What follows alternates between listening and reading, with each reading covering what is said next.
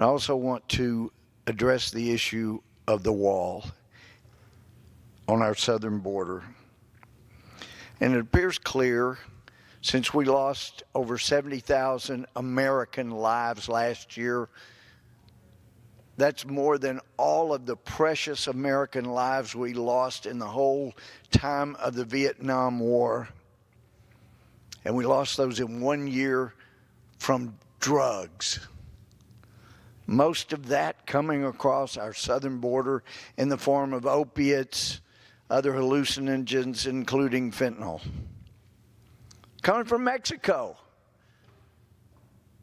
So yeah, if you want to see another 70,000 Americans die again next year, you don't want a wall, don't build a wall. If you would like to have illegal aliens continue pouring into this country, so in hopes that they'll be able to vote illegally, you don't want a wall, even though you supported one in the past. You don't want one now because you may get those votes if you can stop a wall from being built. If you want Mexico to remain as a country with so much incredible potential, whose people are suffering, and keep the people of Central America suffering at the hands of the drug cartels, you don't want a wall. Because if we build a wall where we need it, you build a fence where we need it, you totally secure the border, what happens? The money by the tens of billions pouring into the drug cartels south of the border dries up. That means the corruption in Mexico and south of there dry up. That means Mexico, with its incredible national resources, the natural resources of that nation are incredible. Its location actually for commerce is even better than the United States. It sits between two continents. It sits between two oceans. Its potential is unlimited. But what limits it is the corruption from the drug cartels that America is continuing to fund. So you want that to continue. Yeah, you don't want a wall.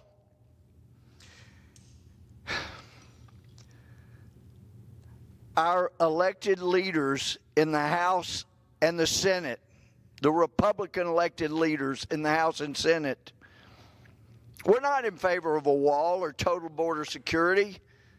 In the last election in 2016.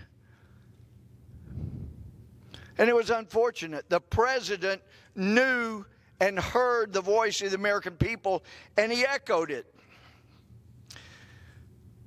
But that's why back in September of this year at our conference, and I know it wasn't popular and people didn't like me saying it, but I had to make clear, it was clear to me, if we don't get money for a wall, then the people, the voters that put President Trump in the White House will not come out in the same numbers, and we will not likely remain in the majority. Said it 2 weeks in a row.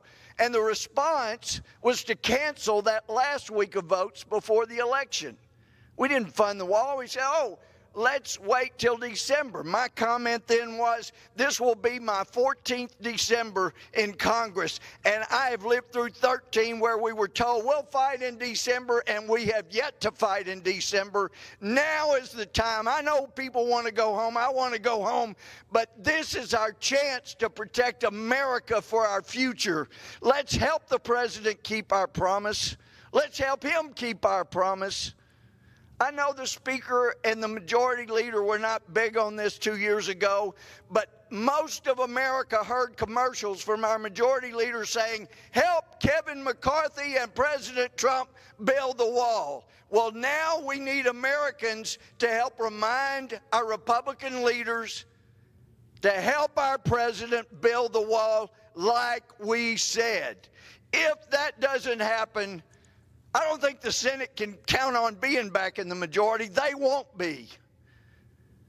It's that serious. And I know the feeling, I've heard that the feeling in the Senate among Republicans, let's don't do reconciliation so we'd only have to pass the money for a wall with 51 votes.